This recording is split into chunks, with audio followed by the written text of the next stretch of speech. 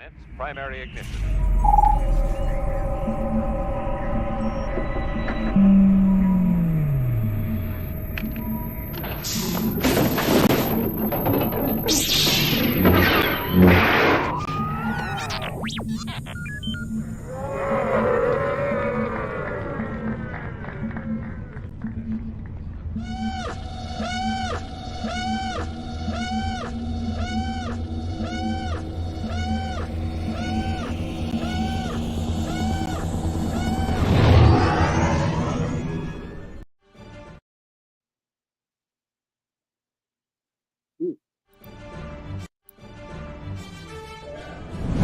Hey, this is Katie O'Brien, and you're watching the Virtual Cantina Network.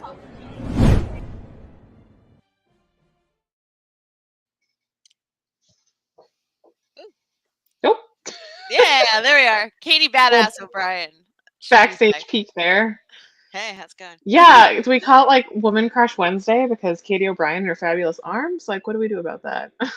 Speaking of gun show, just saying, that girl is jacked. It's fine. Everything's fine. I'd be very normal and very respectful. I love her work in The Mandalorian. So cool. Great. Such a nice person too. Like she's a friend of our network, so it's so good to have her announcing us before we go into spooky season. Yeah. On Daughters of the Galaxy. Happy Wednesday. Spooky season. It's like, listen, when you live in Central Florida, spooky season starts at like the end of July. So I feel like I've been running a spooky marathon since the middle of the summer. Yeah, like Halloween is eternal in Florida, in case you haven't noticed. And it's already Christmas here. So, I mean, Halloween's tomorrow and it's already Christmas. They're creeping out the ornaments and the they're all staged backstage. Like the parks will be decorated by like November 1st. So like by the end of the week it'll be Christmas here. The Grand Floridian has a gingerbread house already set up. So I mean, they're almost done. That. Dang. Yeah, it's like my favorite thing. So we're gonna go. What's the theme this year? They haven't done the theme yet, so the structure is up, and the shingles are up, and they haven't done any like painting or anything yet. So it's that's exciting. We're gonna go. Yeah, I know. Next week. I start creeping out. Yeah, it's weird. I don't know. It's like this holiday mix is just so strange and so jarring to me. I don't know. Yeah. It's Halloween tomorrow, and that'll be fun. Halloween. I'm ready. Trick-or-treating and stuff. Yeah, so. Yeah, Anthony. Hi, Anthony. Yeah, there's no Christmas. It's only Life Day. There is. I'm actually really excited for Life Day this year. November 17th. I heard you guys are having a little Discord meetup. Yeah. We're going to go sling some lightsabers. I'm going to go lay down and die under the tie, as normal. Yeah. Per the usual. I watched Ghostbusters Afterlife yesterday. Still love that movie. Still haven't seen it. So it's the better of the two, but like, we're going to talk about spooky stuff on today's show, right? And it's funny because like I'm one of those people, and Ghostbusters I feel like is like not a true horror film, but like I don't like horror as a genre because I'm a wuss and I'm afraid of everything. Same. But like, there are things I love. Okay, but tell me, do you do this like where? Okay, so right now my big thing that's been going on. Have you seen the posters and the signs for like The Substance, that new movie with Demi Moore? Yeah. Okay. I read the wiki about it. So you are like me. Okay, so you are like me. Where I read the Wikipedia and then I move on with my life because I'm not actually seeing shit happen in front of me. So that's exactly it. Where you're like, I'm not gonna watch this because I don't want the jump scare, but I also like need to know what happened. I want to know. Yeah. So I feel like I've now seen the entire play-by-play of this movie, and I'm like, I could probably watch this, and then I see like a screenshot from it, and I'm like, no, I can't watch this. That's how I am with all these horror movies. One of the actresses posted on her Instagram like a quick her teeth fitting of like her rotten teeth, and I'm like, even then I was like, no, I'm good. Totally I'm good. That's how I got through like Midsommar too, because like everything about Midsommar is something that I would actually like in theory probably enjoy. Like enjoy as much as you can a horror movie. It's a movie you have to watch probably about 3 times to notice everything happening in a certain scene, because there are things happening in the background that tie into why things happen later and why characters are killed off later. Or, and hear me out, you just obsessively research it on IMDb and Wikipedia. And then you only have to watch it once because it's already had it spoiled for you. This is how I consume horror, though, and this is really hard for me because, like, I will watch all these like really gruesome like screenshots and play-by-plays on places like IMDb and Wikipedia, Right. and then I sit down and watch the movie and I absolutely wuss out. But then at what we're going to talk about today are like, like spooky things, scary things, whatever in Star Wars. And I will tell you, at 37 years old, I am still deathly terrified of the Tusken Raiders. So like, make it make sense. I can watch the Tusken Raiders It's and the sit there wanting to sound. cry, It's the but like, I sound. can't watch an actual horror film. I don't know. It doesn't make any sense.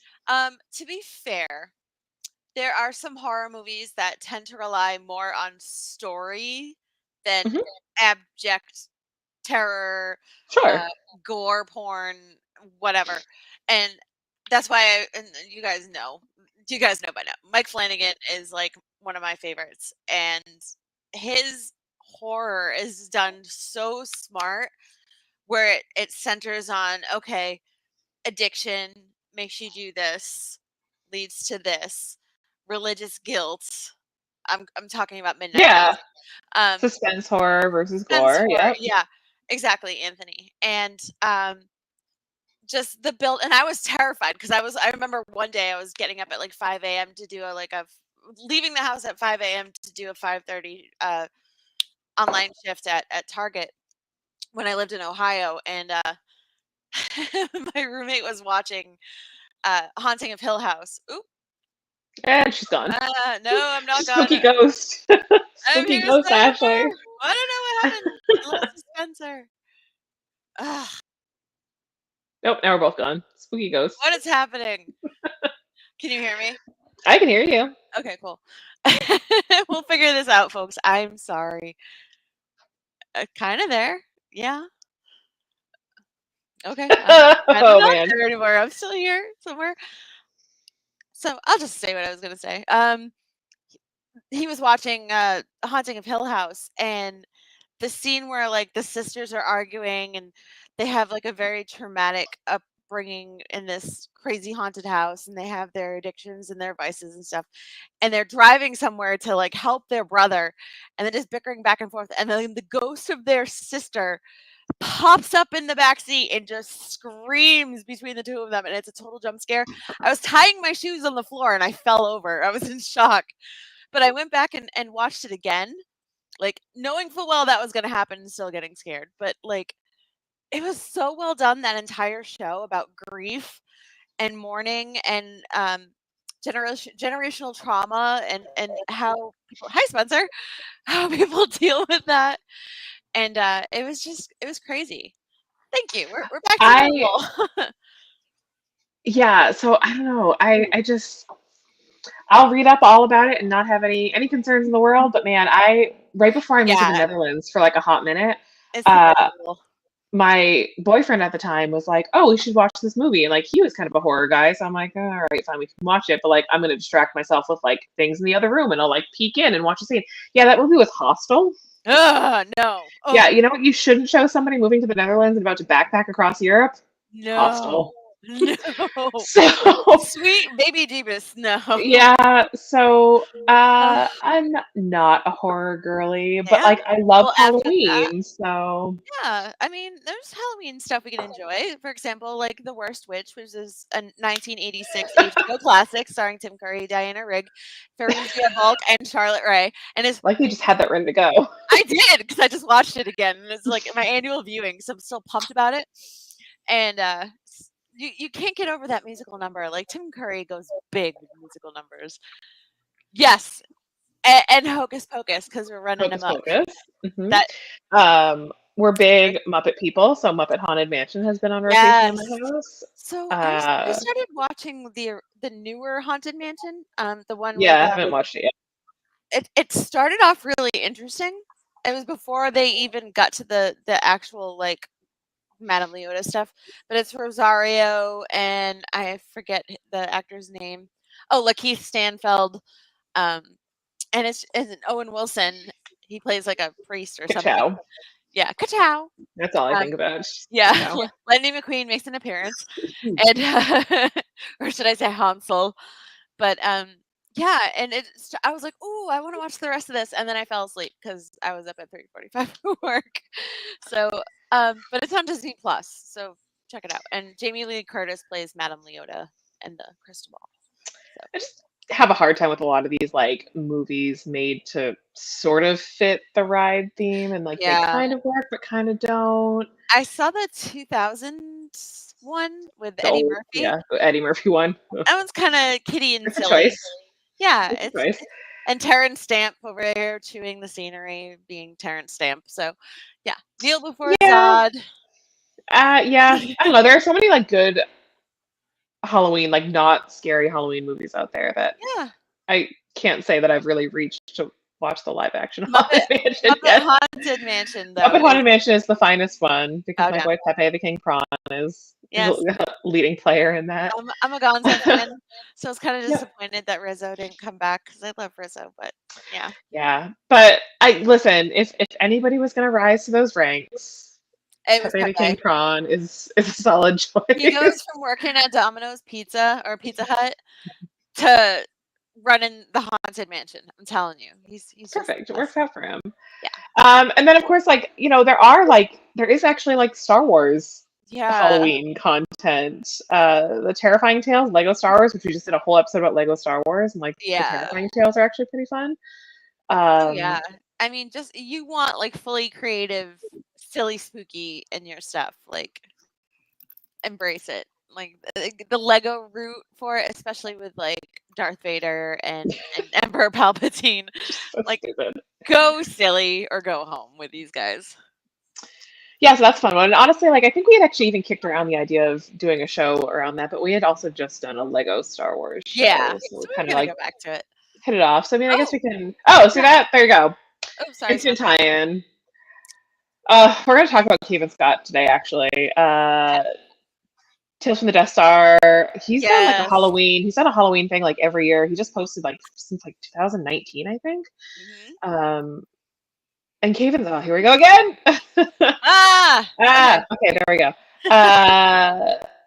See, this is terrifying. You never know where you're gonna Yeah, end up. terrifying tales, keeping us on our toes.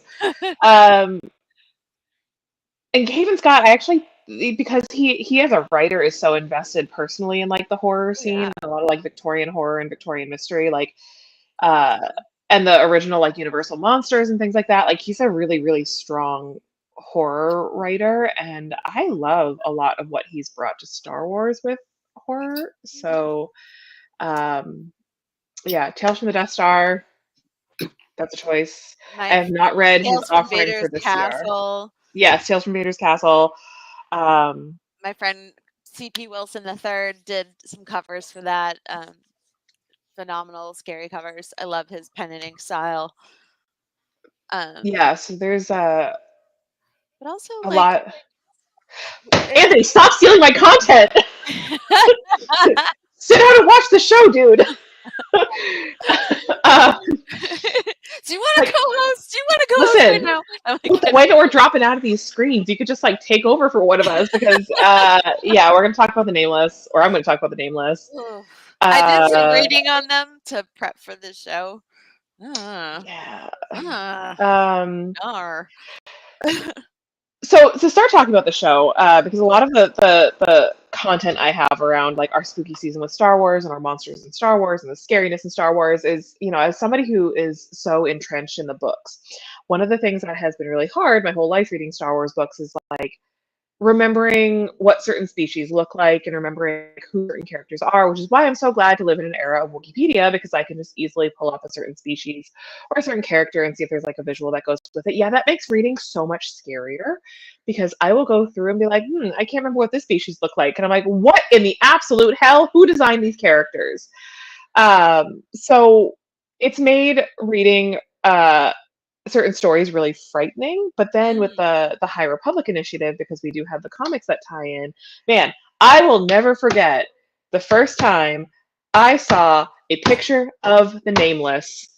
I like had to go stare at a wall with all the lights on for a second because I think from a character design standpoint, of all of the monsters in Star Wars and all of these frightening creatures that exist in Star Wars, the Nameless were like right up there on the top.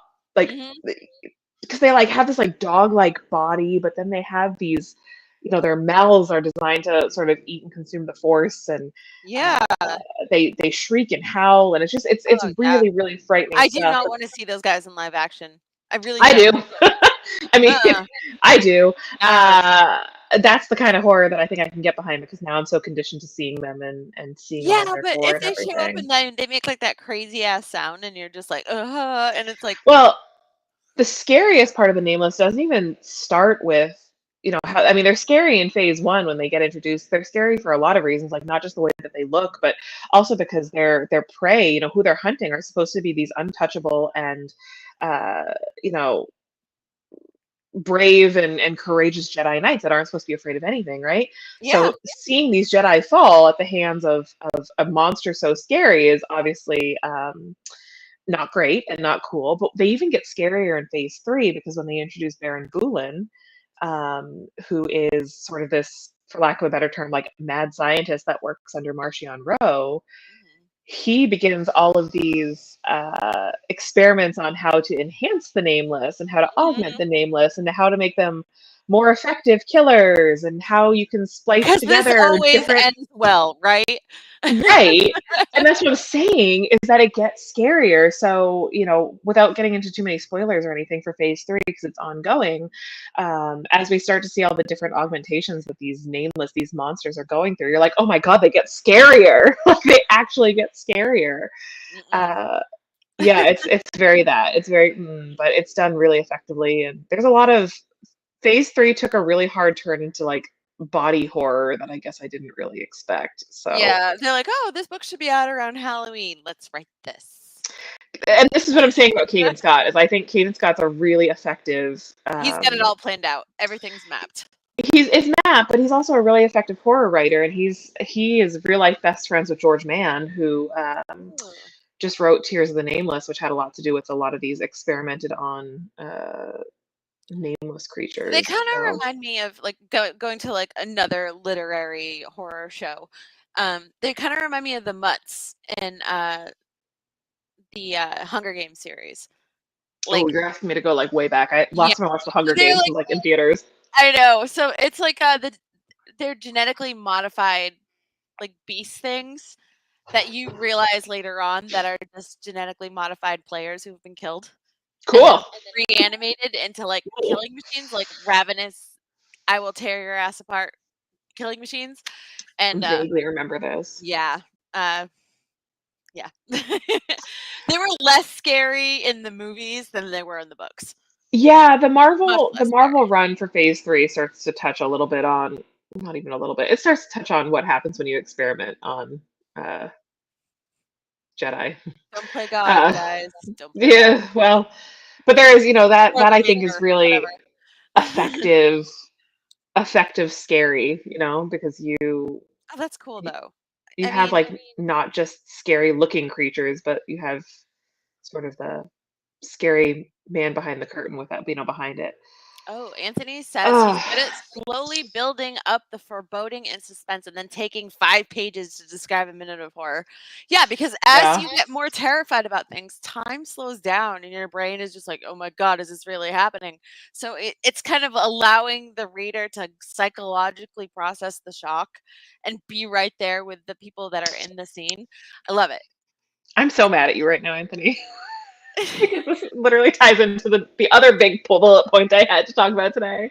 I mean, I'm not So mad at you, but we're gonna let Jamie continue. I was going to talk about Claudia Gray. It's psychological horror, but I mean, that's fine too. Ooh, do that. I'll keep this really short, because I know that y'all have heard me talk about the High Republic now for over a year on Well, this show. girl, So, come on. You're the expert. We're never gonna not want you to talk about it. I'm well, sorry. my other big thing as a reader, because I'm sure we're going to talk about the Howlers, which, as y'all know, is not really my fondest area of Star Wars, which is fine. Like, we're definitely going to talk I'll about help. them. We're going to talk about the Witches of Dathomir. We're going to talk about some of the other creatures that are in Star Wars. But I think we also, from a sake of real horror and reading and everything, I have to call out Claudia Gray, and I have to call out the pacing and the sequencing of the Fallen Star, which is a phase one adult book, absolutely catastrophic book for so many reasons. But longtime viewers of this show will know that that book actually made me physically ill because of the stress of the pacing of that book, like the Mm. build up and the tension just going from one chapter to another. And yes, like the nameless were in that book, but that wasn't the scariest part. It was the actual feeling of like just feeling the clock ticking down as the Oh. big bad horrible thing was happening, Oh. and people were dying and stuff was exploding, and Nah. it just feeling the pressure as the clock just tick tick tick tick tick tick tick tick tick all the way up to the finish line, which was really horrifying. So That's why um I love books so much. Like I need yeah, to read more because I love imagining this chaos in my head and just being like, "Oh, this would drive me nuts if I was reading it." But like I just yeah, it sounds amazing though. it Like I is, and love that kind of stuff. it's a hard read for sure, and it's like one that I would love to revisit, but I'm like, do I have the mental capacity for Do I this right want to stress now? myself out for X amount of chapters? Nah. Like, it doesn't help that I know what has happened and that I've experienced this story now for But however long this do you publishing think it would initiative has been help out. you process it differently, like be less stressed and you might be able to enjoy it a little more? No, Okay. because I do think Okay. there's a ton of High Republic that has a lot of rereadability, Mhm. and I have revisited a couple of books a few times. I think the problem is that I have not only read the books, but I've listened to the audiobooks, and Oh, so you've run the um, gamut. mhm. Cool. And Mark Thompson, who narrates the adult audiobooks, just really understood the assignment and just does such a phenomenal job with like the urgency and the pacing in his voice. And Oh, man. it got so bad that I was not able to finish The Fallen Star because I was listening to it in my car, and I would just feel my shoulders start to like go up to my ears, and like my hands just curling in on the steering wheel, like driving probably 20 miles over the speed limit. So like I had to stop listening to it because it was just too stressful for me and too scary for me. Um, he's the goat. He is the best audiobook narrator I've ever experienced. Um, Really, really phenomenal. I'm trying to see. Anyway, your turn now that Anthony has set me up for all of these. Got my stuff done. Exactly. Oh, man. So we're gonna get into real quick. We're gonna cover what Spencer has. Yeah, he's a good throw on too. So we're gonna start with what Dave said. Howlers look scary, but are so far pretty sweet. So, for those who don't know, howlers are wolf-like creatures on Peridia that we see in Ahsoka, and they're wild and they have sharp teeth and they look like shaggy dogs, and they're inspired by Dave Filoni's dog Wolfie. And Sabine figures out how to tame one to ride him and go find Ezra when they're out on the plains and they're trying to locate Ezra.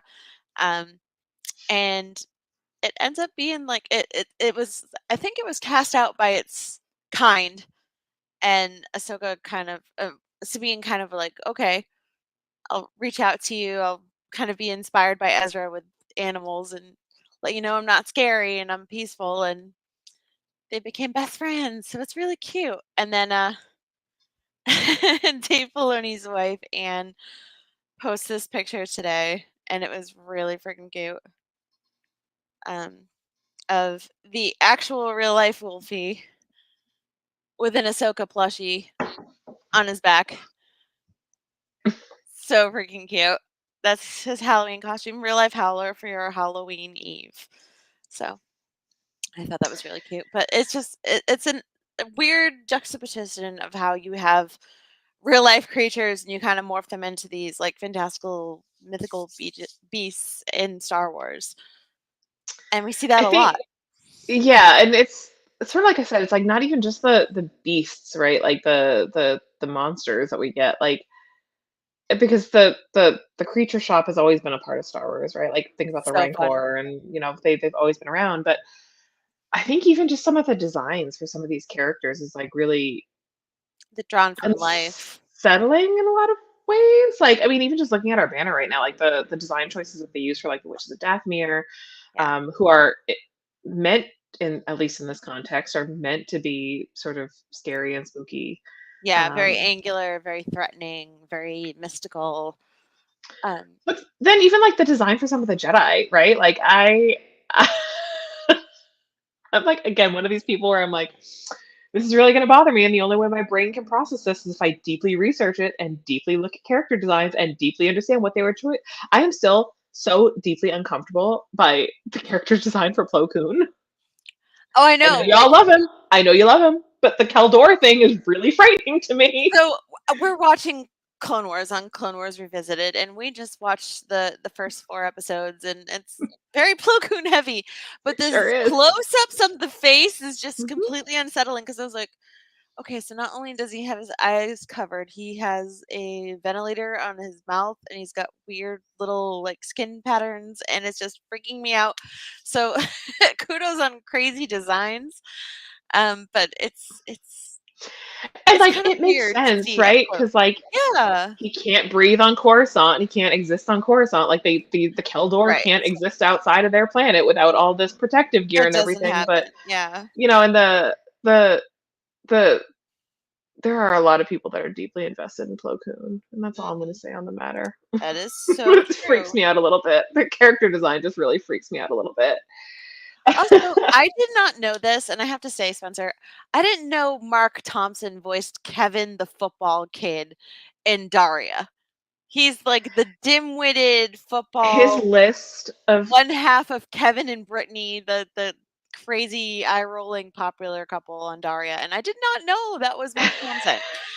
So thank you, RICC webpage, for that little tidbit of information. Now I know to hide. I'm so sorry, Anthony.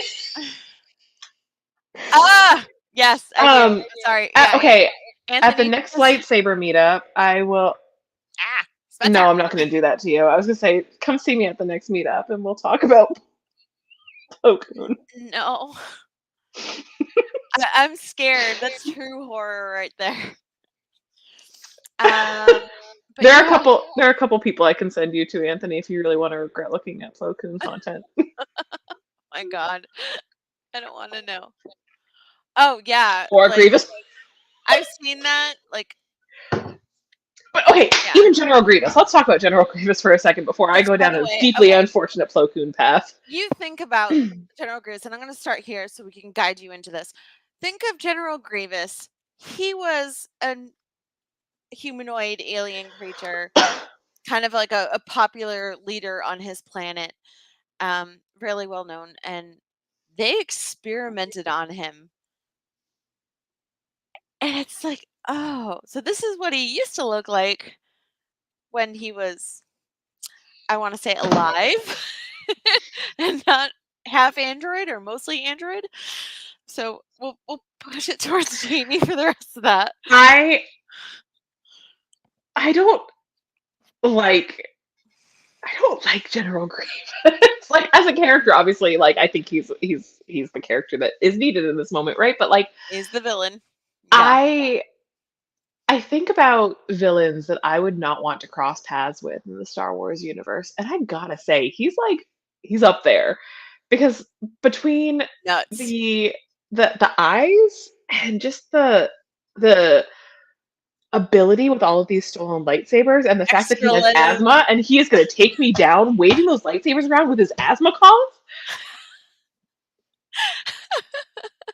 That's not how I want to go. That's where you draw the line. That's not how I want to go. Dave says Okay. Grievous is so much more in the micro series. Absolutely. Yes. Yeah, he's a scary Yes. mofo in the micro series. Check that out on Disney Plus. I believe it's required viewing, to be honest, and I get really angry when people don't give the micro series between credits Grievous deserved. and Asajj in the micro series. You're gonna have a killer time. Those two. Literally. Yeah, it's a lot of fun, But, and the animation is maybe not for everybody, and I get that, but like it's just dumb, stupid, great fun. I love Okay. micro series. Yeah, Space Inhaler, dude. Like everybody's got one. He and Vader just vibing. They're speaking That's why him. it's called the Malevolence, because he's just having a hard time trying to breathe, and he's just cranky about it. Yeah. But like, yeah, just seeing what Grievous looked like before the crazy experimentation, and the fact that like his lungs are so badly like messed up from the experimentation and just everything that the Sith have done to him in order to perfect some kind of like hybrid cyborg thing for where is he?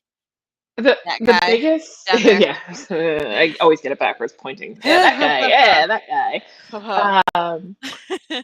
I think the big takeaway from Star Wars really should just be that we shouldn't be enhancing robots or any sort of droid or any Nope. sort of cyborg, and Stop just it now. and this should be like a telltale, like a warning, a cautionary tale for us in the era that we're in.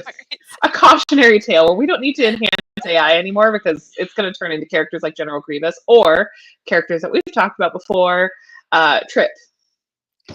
Okay, so we're gonna delve into everybody's favorite torture droids. They're not quite. Oh, can you call them murder droids? Okay, you know my stance on this. We need to stop calling Chopper a murder droid because unless you have read Dr. Aphra, you do not know what a true scary murder droid is. That is also true. Yes. But yeah, so Same. Chopper is a war criminal. 000 and BT-1 are straight up murder droids. They're into torture. Literally what they're programmed to do. They're into violence. They're into extorting information at painful physical cost to the person giving the information. Yeah, those guys be dark, yo. That's, when I think about like the scariest Star Wars has ever been, and I think again about just really effective words and really effective illustrations together. Dr. Aphra. Yeah. You get really excited about pulling out like stuff. Flip those pages really fast. I'm like, yep, got the story, turn the page. Because I do not like looking Trip in the eyes, even on the page. Yes. It's really frightening. Yes, exactly. Ski. Hi, Skip. It is really, really frightening. And they do wake up and choose violence every day. Every single day. But I think like the thing that almost kind of makes a character like Trip really scary is that he is this incredibly vicious, character, this vicious murderer, but then he has like all of these like deeply like super dark jokes that he makes, and you're just like, wait, that's kind of funny. Oh no, he's serious. Like he jokes all the time about like his favorite pastime being like blood. Just blood. Just blood. He's kind of reminds me of like he takes such joy in his madness.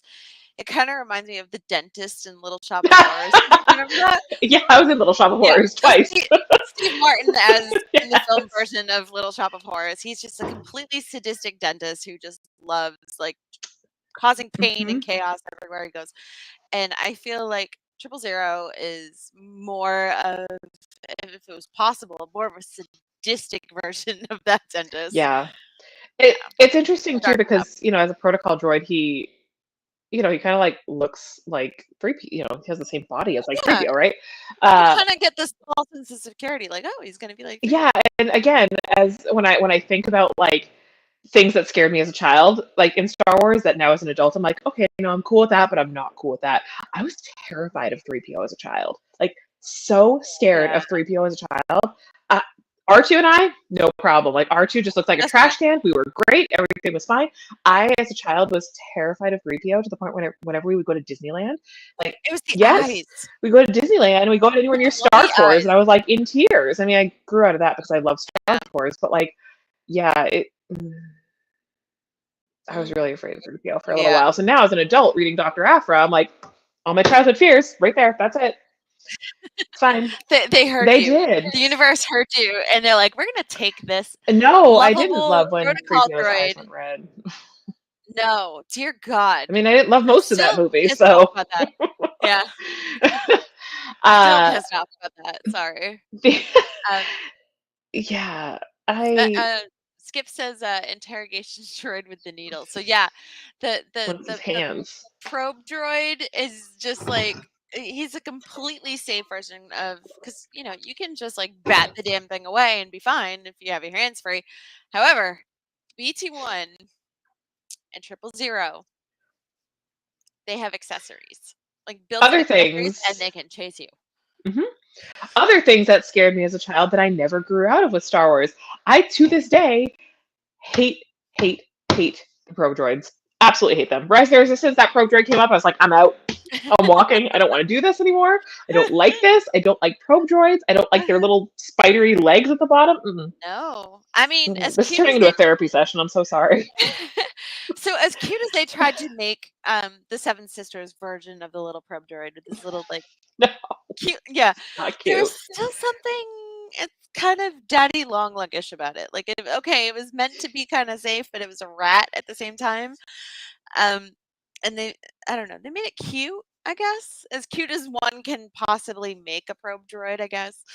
Um, And I think, maybe even a logical progression of this, because when we were mapping out some of the things that were spooky and scary in Star Wars, right? Like we've talked a lot about throughout our show, throughout the last year and a half or however long it's been, about things that were unsettling or things that were scary. But like I- it, this show, I think, was much more freeform than the others because there is so much content that is a little bit unsettling or a little bit frightening for various reasons. And to that end, uh, I think the entire concept of Inquisitors is really yeah, spooky and scary. nice Like segue. I listen, Anthony stole all my content, so now I'm just making it work. God, I just finished Rise of the Red Blade, and did you love it?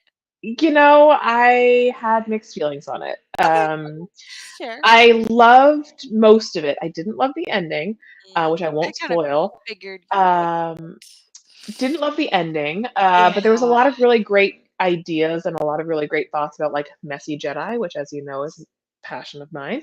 Mhm. Um, and flawed Jedi, another big passion of mine. Um, but I think the concept of these hunters, like the whole Inquisitor program and how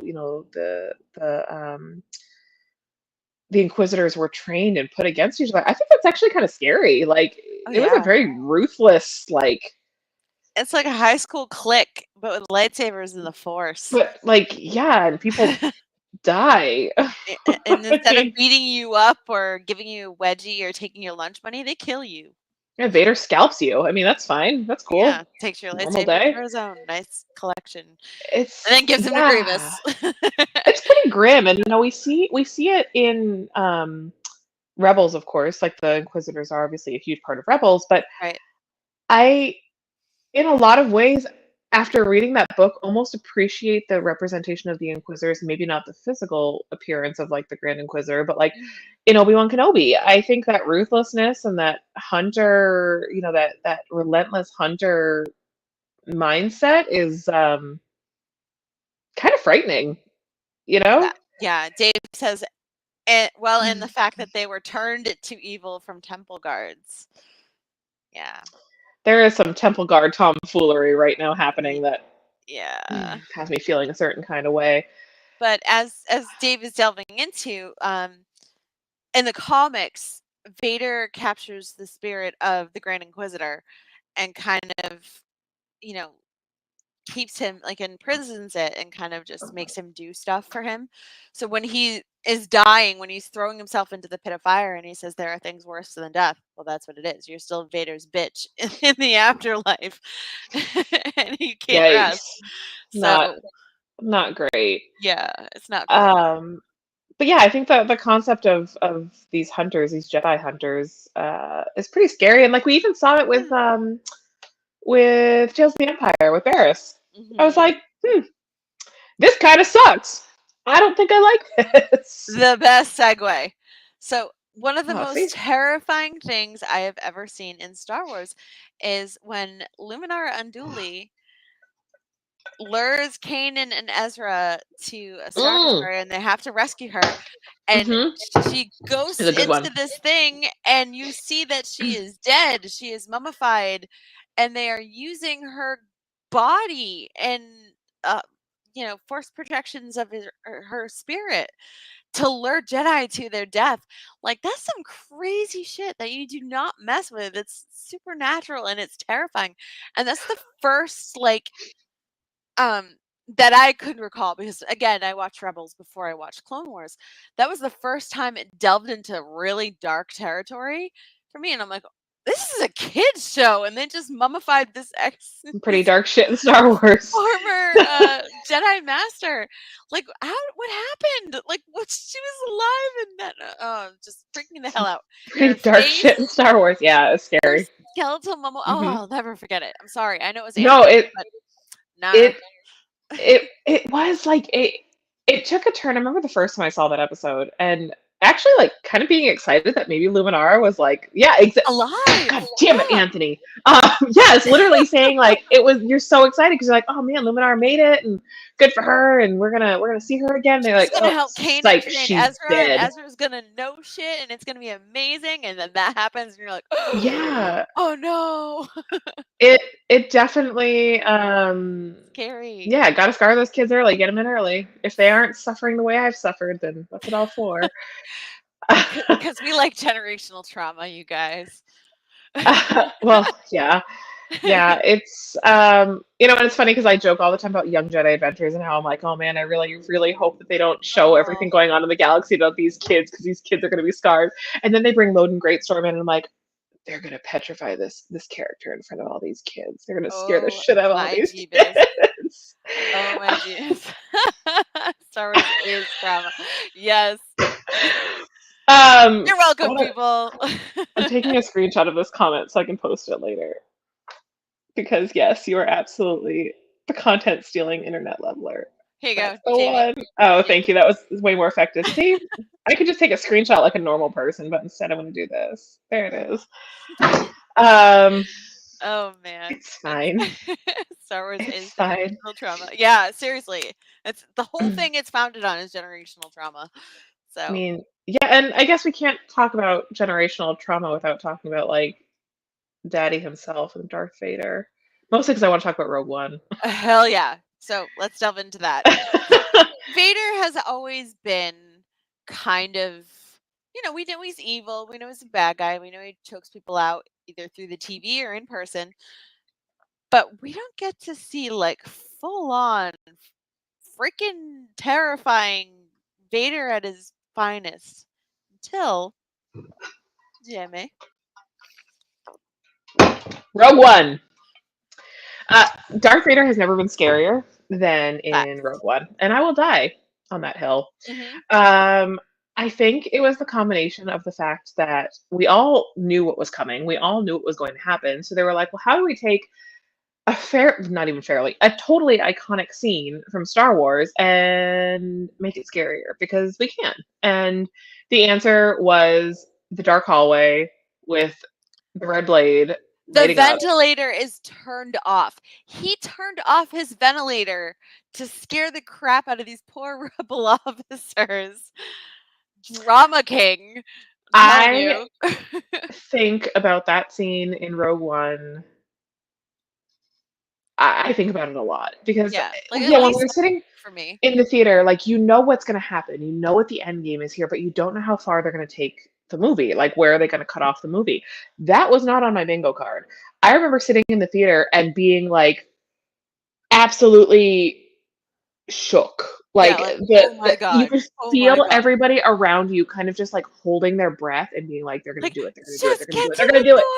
Just get to the door. Get it. Listen to him. Open the door. Stop being cowards. It's for the future. Like, part of anxiety.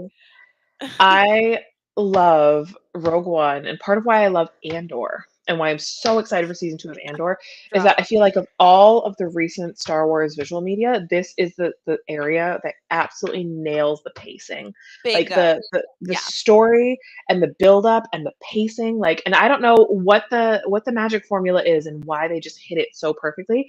Maybe it's because we know what the end game is and they have to like really, really build it up. But so they get to backtrack and kind of fill in the holes. What do you think happened here? What would you think led from this? How can we change this? But and it's revisionist it's not history in the best way. out. Yeah, exactly. Yeah.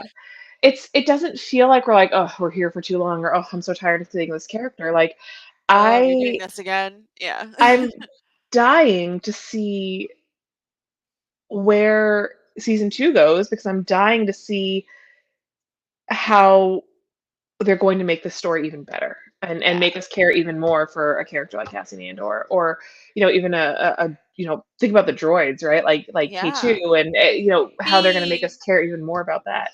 Yes. What um happens to B? I just want a little buddy cop show where it's I just know. him and K2 just trundling around. Sign me up. I will watch that all day long. Like, they gotta have some stuff in there hidden, like missions for the rebellion with K2SO and Cassian Andor. I'd watch that all day. I would too. But Yeah. again, I think that's another great example of how tension can really build up like fear. Yeah. And even with a story that we know, like seeing it in a different light, seeing it in a scarier light, I think is really great. So yeah, No I light absolutely in the count, dark. or no light as the case may be. Like I count that scene with Vader Hey, in Rogue One as one of the scariest moments hey, in Star Jamie. Wars, for sure. What? I saw Darth Vader turn on his red lightsaber and he used the Force. I clapped when I saw it. I love those stupid men from the Midwest. I do love Midwestern men. So I mean, For those who don't know, we're quoting Red Letter Media's talking about Rogue One. It's a 3-minute clip. oh my Oh god! my god! X-Wings! And no, it's brilliant. Absolutely brilliant. You guys got to check it out. X-Wings! Yeah, they said the thing! I know that! is. I know what that is! We're just going to jump off the deep end with that all the time. Just like Kino Loy. Yeah, thanks, Spencer. One way out. But okay, so another perfect example of like tension, right? Like that whole scene, there was so much tension and so much, like Stress. Yeah. And a lot Oh of it my was just god, is built he gonna up with. die? Is he gonna escape? Is he gonna be killed because he tried to escape and he was kind of the ringleader? Like, what's gonna happen? Just So far as we know, he's alive. nobody, no crime. I mean, Mace Windu. Same. Even Samuel L. Jackson doesn't believe that Mace Windu is dead. If it's good enough for Samuel L. Jackson, it's good enough for me. So Absolutely. I mean, Works for me. I'll take it. So go ahead. yeah. The things that but yeah, the tension is just so well done for both the hallway scene in Rogue One and then the prisoners escaping in Narkina 5 and Andor is just like the tension is so beautifully done in Andor that I just between the heist and everything planned out with Mon Mothma and Luthen Rael and Vel, and it just pure tension, and it doesn't do any better than Boy, that. we love it. We love it. We're gonna get into some critters real quick. Yeah, let's talk about critters. This definitely messed up critters, dating all the way back to the OT. So, what was your first? Oh my god, this thing is terrifying, absolutely terrifying in Star Wars. As a child or like as an adult? Either way, like whatever freaked you out. I mean, to this day, I'm still absolutely horrified, and there are pictures deep on the internet of me running in terror from a Tusken Raider, which I've said before. It's not even that. I hated like the masks. Absolutely scared the crap out of me. Totally afraid of their faces. Like I get why they have them, but it's like And then when they were like, "Oh, the Book of Boba Fett's going to explore the Tusken Raiders," I said, "Nope, hate it." And was like, we're going to give them backstory and we're going to give them characterization and you're going to feel things for the Tusken Raiders. And I said, nope.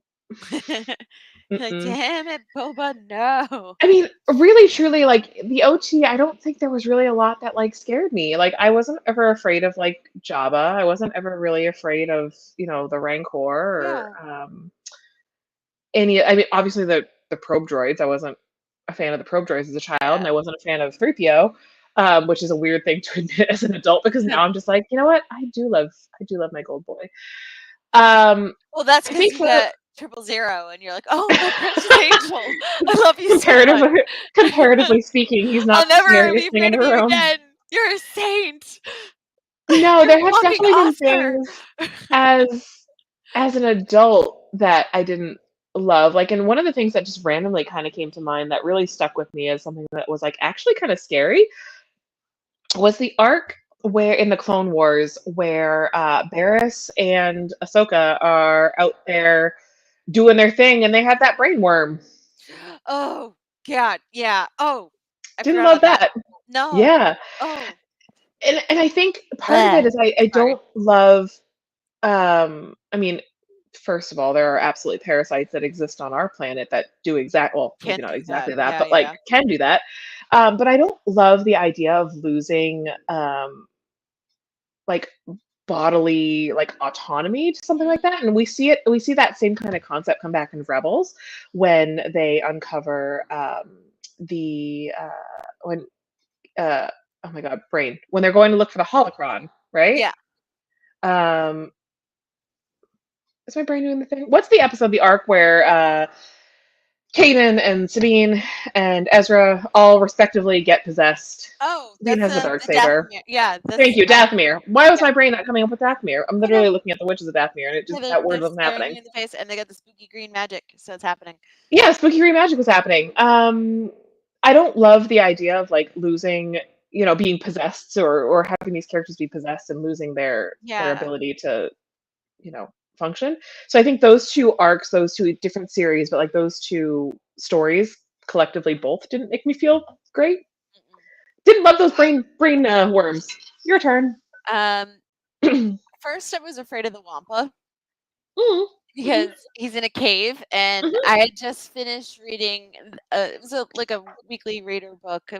I used to read a lot of like longer books when I was like really little, and it's called The Night the Monster Came, and it takes place in the Pacific Northwest, and it's about like this kid swears he had Bigfoot in his yard, and I was like, oh, and then I watched like you know Star Wars, and I see the Wampa, and I'm like, oh my god, There he is. he lives, Over your and fear. Luke cuts off his arm. Oh my god, run, Luke, run.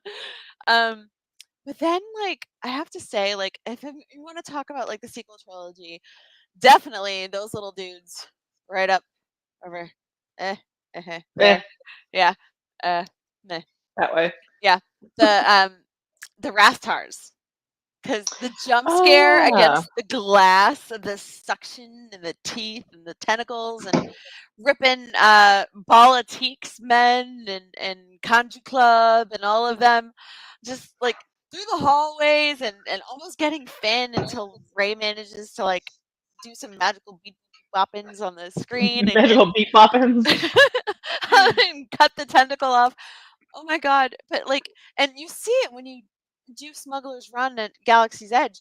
You have the Rancors, like, right on your screen, and you hit light speed right through them just like in The Force Mm, Awakens. If So you it's didn't like the Rathtars, don't they're read that. everywhere there. Don't So read Fallen Star. You're not going to enjoy that. oh, no, they bring Mm, them back? mhm. Okay. Sorry, and I saw them at the Creature Stall because you can see them at Galaxy's Edge. You can buy little Rathtars. They're little plastic toys, not really comfy, huggable. Can you imagine a huggable Rathar? Like, Mm, like no, He'd suffocate, but all right. all teeth and pointiness. Um, Yeah, Rathars are great. just space critters. Yeah, exactly, Dave. That is exactly it. Mm.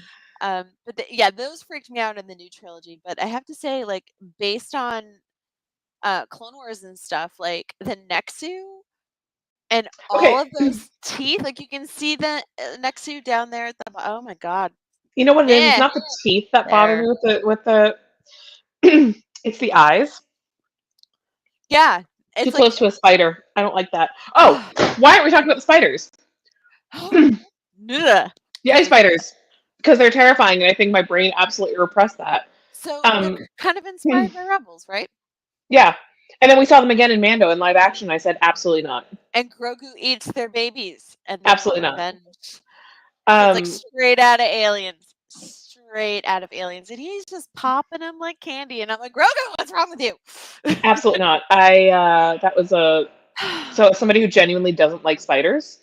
Um, I'm glad my that was brother doesn't watch that one. a terrible moment in Star Wars for me, and then I had to Ugh. experience it twice. Yeah, I don't like their little beaky. No, It's like a squid and a spider had a baby. It's just weird to me. But Yeah, I can't get into yeah, it. John, I mean, I it's guess that's just the point, right? Is that they're supposed to be scary and like it's supposed to be like, a big right, bad. right. But yeah, it was No. it But was a lot.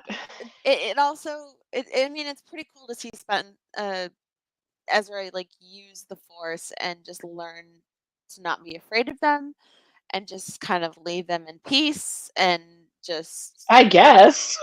but at the same time just the movements and the little skittering and it just I cannot. Bleh. Bleh. Mm-mm. Another thing that kind of freaked me out and I have to say, yeah, the giant ice spider in Mando. Absolutely just grabbing a Mm-mm. hold of the Razor Crest. Just no, Mm-mm. not having it. And Mm-mm. between not the High Republic, the New Republic coming in, and I'm like, get away from the ice spiders, live your life, save Mm-mm. yourself the whole time. I watched that at 3 in the morning in the dark by myself. And I was like, oh.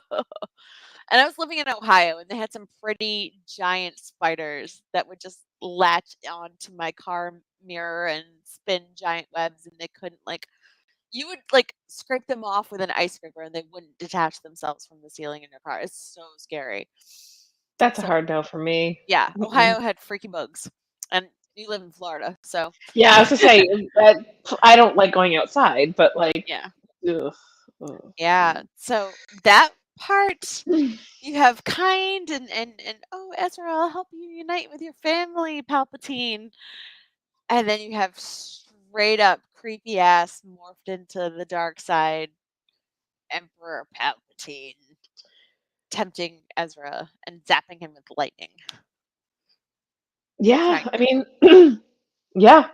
I also feel like because we're coming close on the end of our time so we're trying here to too, and like we have like so many like so scary much. things. We're all deeply traumatized human beings by Star Wars. Um, I think my last pick for the night, and then I want to hear your last pick for the night. That like first it was shock, and then it was like actually kind of scary. I'm gonna go ahead and say Darth Plagueis in the Acolyte. Yeah. That reveal was really unsettling, and it reminded me. I joke about this all the time, but like this is another deep point of like baby Jamie trauma. Uh, I saw the sign, or I saw signs as a child who was probably a little too young to see signs. And the scene where the aliens are walking through the cornfield left a traumatic impression on my brain. So Oh, when same. Plagius is doing his little like whoop round, I did not like seeing It was his his hands. eyes. His Hmm. hands It was and the his hands. eyes. Did not enjoy that. It was so effectively done, and at first it was shock. I was like, "Oh my god, is that actually?" And then I went back and rewatched the scene, and I said, "Oh, I hate this." And that was another Yeah. character where the first edition I had of Darth Plagueis of the book, I don't think it had him on the cover. Maybe I can't remember. And I went to Wikipedia to pull up pictures of what he looked like because I like having the mental image when I read, right? And I was like, I hate this. I absolutely never want to see a Mun ever again. These characters are fucking scary. Yeah. And yeah, then Yeah. seeing it again, it was very. Seriously. I actually think that was by design. I Yeah. suspect that that was a Leslie Headland doing Leslie Headland things, and I love that so much for us. Right. It was frightening. Very It was frightening. definitely a scary reveal, and I'm sad that. And not Nosferatu and SpongeBob scary reveal, because that was a whole other level of cute. That's besides My the scariest part of Star Wars is the toxic fan base that took away the Acolyte season 2. Anyway, your pick. uh, Dave says in response to you, Plagueis is still scary in the book/comic. We didn't quite get enough of him in the Acolyte to really get the creepiness. If only we could have had a Yeah, season 2. but yeah, fanbase can pat themselves on the back for that one. Just saying. Right. Your turn. Okay. Mine has to be, and I know he's a fan favorite. Everybody literally brought him back from the dead. Was the absolute insanity that Darth Maul goes through when he's half alive and he's Old found spider legs.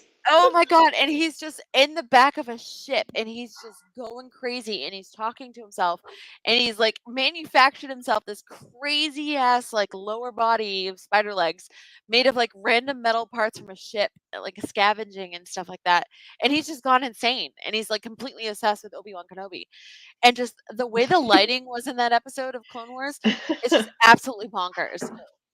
And Gentle Giant, if you went to Celebration not Anaheim, Chicago in 2019, their exclusive for Celebration Chicago was a Darth Maul statue with those crazy like force fabricated spider legs, not like the fancy ones that the Night Sisters gave him later on, which by the way was still terrifying, magic surgery, really scary. But I feel like that part where he's just completely losing it in the dark and he's just completely unhinged. Sam Witwer should have won an Emmy for his voice work in that because it totally believed the madness. Like it was out of control. And Darth Maul scared me at first too. So I'm not a fan of this type of horror movies. Insidious, the first trailer for Insidious where Patrick Wilson is just staring and the lipstick demon pops up from behind him and makes that I'm like, where's this Darth Maul looking Emma for going? Like just made me even more afraid of Darth Maul. And I was like, okay, I'm good. But yeah, batshit crazy Maul, Dave, absolutely. Spider Maul, I think, was the scariest Maul. Yeah, just completely insane, completely unhinged. His mind is poisoned. It's not clear. He's insane. He's like literally half alive. Like I'm sure he's just running on pure spite at this point. I mean, so are we all. Vengeance. Yeah. Yeah, just absolutely insane. So that was probably one of the scariest things I've seen in Clone Wars. And kudos to them for like bringing back a character that we didn't get to see in the Phantom Menace enough, and he was over like that, and just kind of give him, I don't want to say a redemption arc, but give him an arc at all. Yeah, so we learn more about him and his purpose.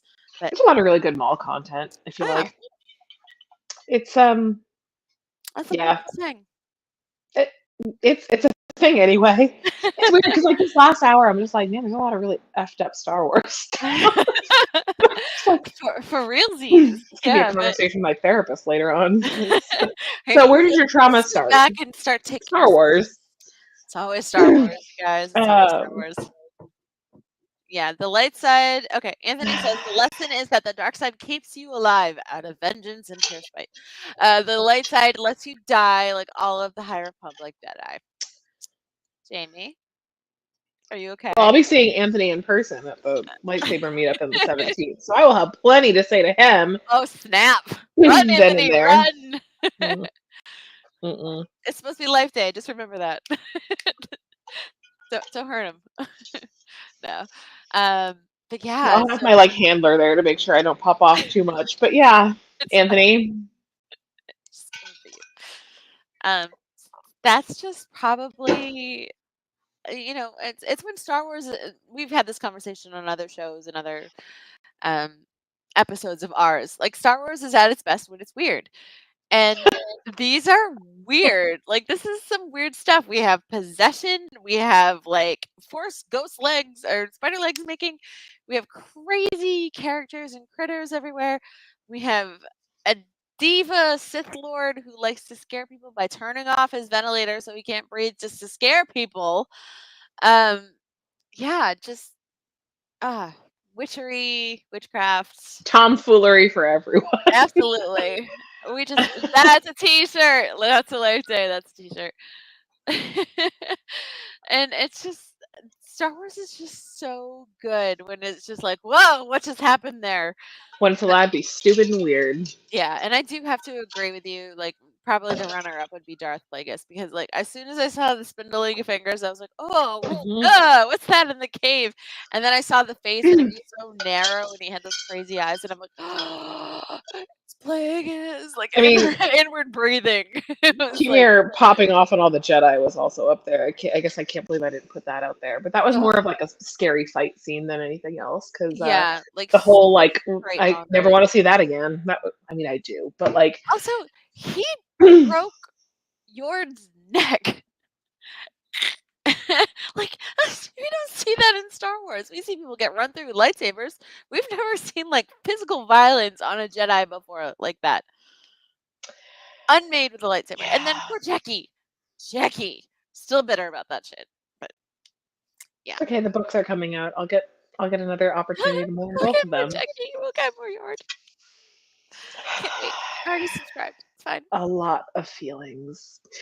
Yeah. Anyway, so tomorrow's Halloween. Yeah. What are your plans? Hopefully, What's going on? what are my plans? I'm taking my 3-year-old trick or treating. Those are my plans. What's it gonna be? It depends on the day. She has been the very hungry caterpillar for half the week. She has a I witch costume for the other saw. half. Yeah, So cute. she's been busy. So we'll see what she feels like tomorrow. The good news is she has a closet full of costumes, so she'll just put Love them it. in there. I will be dressed as the parent of a toddler chasing her down the street. So Get that candy queen. very normal. And then checking all my kids' candy and eating it. So those are Don't my eat the big peanut plans for butter tomorrow. taffies. They're gross. Don't eat the what? The peanut butter taffies. I think Brock sells them, but they're usually in orange and black, like wax What are they paper. giving kids in Massachusetts? Brock's is like a New England thing. So it's like we have weird shit, okay? We have Smarties and we have those weird peanut butter Smarties? Smarties, if you pronounce your R's. Sorry. Smarties? Shut up, Spencer. I mean, I lived up there long enough. This is not new for me, but like, yeah, you know. But like just weird things like Necco wafers that are like exclusive to New England. Do you remember those? who is giving children Necco wafers? Those houses are going to get egged tomorrow. I got to a point where I was in my 20s and I started to appreciate them a little more, but yeah, they're still not the best. Hey, how's it going, Anne's Cantina? Good to see you. Welcome. Yeah, our biggest problem is it's going to be like 90 degrees here tomorrow, so her candy's Yeah, going to melt by the time it gets 72 home. for us. So global warming. Oh, see, but I mean, at least those kids don't have to wear like turtlenecks under their costumes and like winter jackets over their costumes. My 'cause mother that would still make me do that shit when I was a kid. So ruined many a Halloween costume for me. bitter, so bitter. Still It's fine, not though. over it. Talking about it in China therapy is as we dying. speak. Yeah. So That's awesome. happy Halloween, y'all. Yeah, be safe. Get your candy. Make sure you like and subscribe. Ring that I actually bell. low-key love Fig Newtons, David. So Yeah, same. I like the fruit no problems ones. there. I actually like those. Because somebody Yeah. ruined figs for me, and now I'm scared of them. Vader in 80 degrees tomorrow sounds miserable, actually. Dude, make sure you're drinking water. Stay cool. Please. Gotta get those fans in the helmet. They really do Yeah. make a difference. Oh my I don't God. know Or at least like Vader, a but cooling piping through your suit. Like, yeah, get an ice vest. Suits. Yeah. Ice vest, y'all. It's a bonus. Saved many a cosplayer. So, we have a couple of announcements we have to get through. Yes. You want to go first? So the VCN watch along is tomorrow night. So make sure you join the guys for that at 9 p.m. Or no, sorry, 9:30 p.m. Eastern, 6:30 Pacific. They are going to be watching Terrifying Tales. We love a Lego. We love those Legos. And so watch it with the guys. Once you're done trick-or-treating, of course, and if you're not going to party, get your candy. Get that bag out and start munching and watch it with the guys. Watch out for razor blades. Yeah. Or apparently hedge clippers, like in a TikTok I just saw, like a whole hedge clipper with the safety taped on. Oh my God. It's taped to my Reese's. Bonkers. What's happening with the youth on TikTok these days? I don't know, but I know. I thoroughly enjoy that. Yeah. Just weird TikToks. It's like, oh no, I found a needle in my kid's Kit Kat or my kid's Reese's, and it was taped to this hedge clipper with this on switch taped. Oh my God. And I'm like, wow. What? People have all day. Just saying. I guess. Anyway. Yeah, so watch Terrifying Tales tomorrow. That'll be great after trick-or-treating. Sunday. The men, the humans of the let's try that whole sentence again. The Jedi Archive is going to be talking about the High Republic. The High Republic Adventures, if I'm not mistaken, the War on Eriadu, maybe? Yes. They're going to be talking about the High Republic, and I love that. I'm actually a little behind on the High Republic Adventures, so I will not be watching because I don't want it spoiled for me. But I'm sure they're going to do a lovely job. Also this weekend... okay, let's talk about the schedule first. Clone Wars Revisited, that's all you. Clone Wars Revisited, it's me, Skip, and Mark on Monday. we'll be discussing the next episode of Clone Wars, which is not Malevolence. Thank the maker. It is no longer Malevolence Monday. We're getting right into the latest episode. I think it's episode 6, 5 or 6. But yeah, make sure you queue up your Disney Plus and join us, and we'll be discussing Rhode Island Comic Con. That is happening this weekend. That's what I was getting at. So Rhode Island Comic Con VCN meetup this Friday night at 9 p.m. at Dave & Buster's in the Providence Place Mall. If you are going to Rhode Island Comic Con, join us. That's fun. It's always an event. We have some great guests joining us. You guys will have a great time. And if you're going, make sure you find us somewhere around the con floor. Say hi. We have. I will not be there in my cards. Freaky Four Shit t-shirt. Yeah. We'll pull one out for Jamie. It's fine. I'll be here. Say hi to Mark for you. Florida. Yeah, I'll be here in Florida. The 17th, we have a Life Day meetup at Galaxy's Edge. We're going to have some sabers. So, can you wear Life Day robes? Yep, absolutely you can. Oh, sweet. You sure That's can. cool. Yep, wear your red robe, bring your orb. I'll be Love there. it. Probably not doing either of those things, but I'll be there. It And would be really toasty, though. it's probably going to be really toasty, which is partially why I'm not going to do it, but also because I'm going to be running around like a fool. But that's fine. I got big plans that weekend, so it's always fun. I mean, Yeah. Anthony can attest. Good John stuff. says I found it next to you in my Milky Way. Fine. Oh, them TikToks. It's fine. It's fine. TikTok is messy. Sorry. Yes, so we will be back in 2 weeks. I have no idea what we're going to talk about, but that's very par for the course with us. We are getting ready for our holiday shopping episode to get y'all connected with some small businesses and some small shops that you can support ahead of the holiday season, because trust me, they will appreciate it more than Target will. Absolutely. And I say that as somebody who really enjoys a good Target run, but let's support some small businesses. Also, it's voting season. If you're in the US, please vote. Early voting today. Yep. It So goes get out there. The first is the last day you can early vote in this country. So make sure Wear you a get out Star there. Wars t-shirt. Get out there and vote. Please vote. I did today. Feel good about it. Good. That was actually my plan today, but I'm gonna try to sneak in tomorrow before trick-or-treating instead, because today was a no-go for us. That's okay. It's hard when you have a 3-year-old that you have to kind of keep in tow, but it's important. So she's gonna watch the democratic process in real time. She can hold the envelope for you. I think she just wants my sticker, to be honest, which I'm gonna give her. Okay, so that's even better. That's fine. She heard there were stickers and said voting. But she's 3, so she doesn't. I love it. Yep. Friends, thank you for joining us. Whatever you do out there, make good choices. If you don't make good choices, make good stories. And if you don't do either of those, just drink your water. That's all I care about. Yeah. And be safe if you're going out partying, trick-or-treating, whatever. Make sure you have a friend. Make sure you stay hydrated. Make sure you don't go anywhere alone. Have a great time. Phone a friend. Bring your flashlight. It'll be all right. All right, friends. We'll see you in 2 weeks. Thank you for joining us. May the force be with you. And for light and life. Bye, guys.